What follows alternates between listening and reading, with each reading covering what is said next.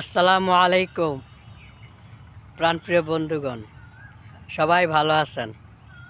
আলহামদুলিল্লাহ। আমার পিছনে দেখতে পাচ্ছেন সুন্দর একটা ক্ষেত, ধান ক্ষেত। এটা অতি মনোরম সুন্দর একটি ধান ক্ষেত। এই এই ধান সচরাচর কোনো জায়গায় হয় না। এটা কি বলতে পারেন? কালো ধান, অর্থাৎ পোলাওর চাল, যেটা আমরাকে উৎসব অথবা কোনো অনুষ্ঠানে আমরা গ্রহণ করে থাকি। সুন্দর একটা ক্ষেত, অসাধারণ।